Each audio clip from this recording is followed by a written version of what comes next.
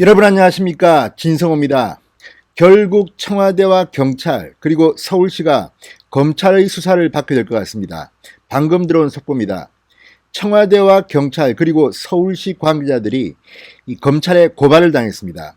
제가 누차 말씀드렸지만 지금 크게 두 가지 갈래로 이 경찰과 청와대 그리고 서울시 관계자들은 의심을 받고 있습니다. 첫 번째는 이 박원순 서울시장에게 누가 고소를 당한 사실을 알렸냐는 겁니다. 공무상 비밀 유출 의혹입니다. 자, 경찰은 청와대에는 보고를 했다. 자, 고소인이 고소를 했다는 사실을 청와대에는 보고를 했다. 합법적으로 보고를 했다. 그렇지만 우리가 직접 서울시나 박원순 시장 측에 정보를 준 건 아니다. 이렇게 말했습니다. 반면 청와대는 보고는 받았다. 그렇지만 우리가 준 거는 아니다. 박원순 시장에게 우리는 이런 사실을 알리지 않았다고 말합니다. 둘 중에 하나는 거짓말을 하고 있을 가능성이 대단히 높습니다. 이런 가운데 서울시에서 이 박원순 서울시장에 대한 고소가 이루어지기 전에 첩보를 보고했다는 이런 보도도 일부 나오지만 그것은 신빙성이 떨어집니다. 일단 그것에 대한 확실한 진술자가 나오지 않습니다. 정부 관계자라고 하는데 이거는 물타기 같습니다. 경찰과 청와대가 모두 빠져나오기 위한 물타기가 아닌가 의심됩니다. 그렇다면 이 둘 중 누군지는 모르지만 성명불상자는 책임을 져야 할 겁니다. 수사하면 다 나옵니다. 통화 기록 같은 것들이 있습니다. 두 번째, 어제 2시의 기자회견에서 피해 여성 A씨 측은 이렇게 말했습니다. 서울시에 도움을 요청했다. 서울시 비서관 등등 이야기하면서 누구에겐가 도움을 요청하고 했지만 박원순 시장은 그럴 사람이 아니다. 비서는 심기도 보좌해야 한다. 이런 식으로 무마했다고 합니다. 자, 그렇다면 서울시의 누군가는 이 사건을 덮으려 했다는 겁니다. 이 두 가지 갈래에서 수사가 시작돼야 하는데 이 두 가지 갈래에서 모두 고발이 이루어졌습니다. 이제 검찰이 나섭니다. 검찰 고발을 했습니다. 자, 지금 경찰은 수사를 하고 있지만 이 유출 의혹, 공무상 비밀 유출 의혹에서는 당사자입니다. 피고발원이 된 겁니다. 자, 이제 윤석열 검찰이 나서게 되면 또 어떻게 일이 전개될지 모릅니다. 진성호의 직설 시작합니다. 방송에 앞서 아직 진성호 방송에 구독자가 아니신 분들은 붉은색 구독 버튼 눌러주십시오. 더 좋은 방송으로 보답하겠습니다. 자, 박원순 전 서울시장은 이제 고인이 됐습니다. 그렇지만 그 이후에 상당히 많은 일들이 지금 벌어질 것 같습니다. 일단 박원순 시장의 성추행 의혹, 그 진상규명이 먼저입니다. 여기에 대해서는 많은 여성 단체, 여기자 협회, 여성 변호인회 다들 들고 일어났습니다. 게다가 민주당의 여성 의원들은 침묵하고 있지만 성폭력 상담소라든지 이런 곳에서는 지금 비분 강기하고 있습니다. 자, 이제 어떻게 될지는 두고 봐야 합니다. 하지만 이와 별도로 또 다른 두 개의 사건이 드러난 겁니다. 바로 박원순 시장에게 누가 이 사실을 알렸나. 특히 성범죄 같은 경우는 내밀성을 요하는 수사입니다. 게다가 피해 여성이 고소를 한 것도 박 시장에게 이 정보가 넘어가면 어떻게 대응할지 모르기 때문에 새벽까지 조사를 받았다고 합니다. 그리고 조사를 받으면서 계속해서 보안을 유지해달라고 당부했다고 합니다. 그런데 어떻게 고소인이 고소한 바로 다음날 극단적 선택을 합니까? 그리고 그 전날 심야 대책회의를 했다는 한겨레 문화일보등의 보도가 있었습니다. 그렇다면 누군가는 박 시장에게 정보를 준 것이 됩니다. 누굴까요? 박원순 시장의 아이폰을 풀면 답은 나옵니다. 아니, 그게 아니라도 통화 내용만 박원순 시장의 아이폰을 뜯지 않더라도 기지국 조회를 해보면 누구랑 통화했는지가 나옵니다. 자, 이제 상당히 충격을 받을 것 같습니다. 플러스 서울시 관계자들입니다. 과연 누가 이 피해 여성으로부터 호소를 받고 무시해버렸는지. 피해 여성은 알고 있을 겁니다. 누구한테 이야기를 했는데 그 사람이 덮어버렸다.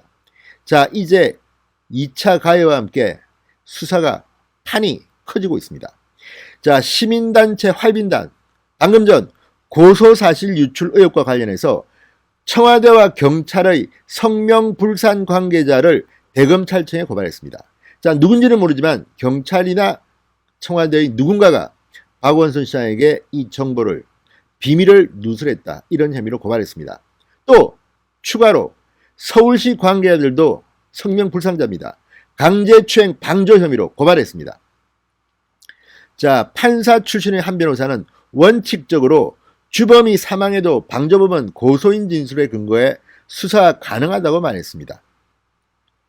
자, 이제 이 시민단체 활빈단이 대검찰청에 청와대와 경찰, 서울시 관계자들을 고발함에 따라 수사는 할 수밖에 없습니다. 지금 국민들의 분노가 있기 때문에 이거를 갖다 고발했는데 덮어두기는 힘들 겁니다. 윤석열 검찰총장이 빨리 지시를 내려서 이것을 수사를 배당해야 합니다. 신속하게 해야 합니다. 이제 발등에 불이 떨어진 쪽은 청와대, 경찰, 서울시가 될 것으로 보입니다.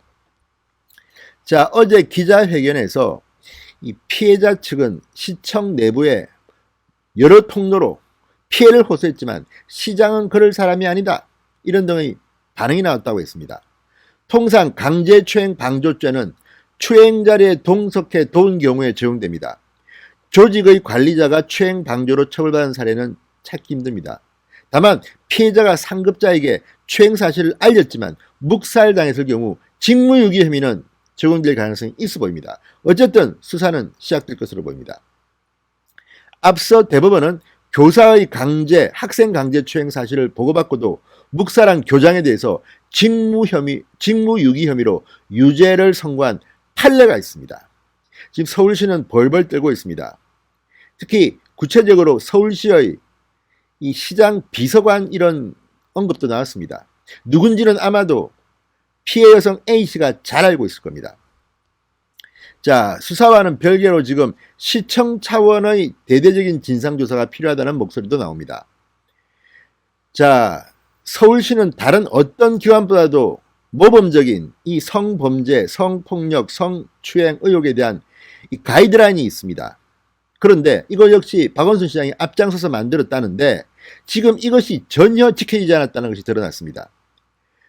뭐 젠더 특보라도 만들었다는데 다른 데는 없는 겁니다. 이 사람들은 뭐 했습니까?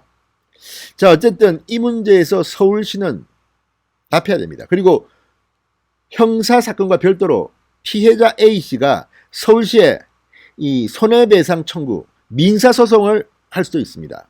이 경우도 서울시가 배상해야 될 책임이 있을 수도 있습니다. 어쨌든 박원순 시장은 고인이 됐지만 그 여파가 이제 간단치 않을 것 같습니다. 자, 특히 청와대와 경찰이 관계될 가능성이 높은 사건, 바로 고소사실 유출 사건입니다. 이거는 지금 굉장히 언론이 관심이 많고 미래통합당에서 이거 그냥 봐주지 않겠다, 이거 문제 제기를 제대로 하고 있습니다. 따라서 이 문제는 덮일 수 없습니다. 주호영 원내대표는 이 문제와 관련해서는 청문회, 국정조사를 하겠다, 이런 이야기를 하고 있습니다. 그 전에 검찰이 먼저 신속하게 진실규명을 위한 노력을 해야 하는 것이 순서가 아닐까 싶습니다. 이 수사는 그렇게 어렵지가 않습니다. 그런데도 하지 않는다면 청와대와 경찰, 검찰은 국민들로부터 엄청난 비판을 받을 게 확실합니다. 자, 고법 부장판사 출신의 한 변호사는 이 사안이야말로 중대 범죄에 해당할 수 있는 사안이라고 말합니다.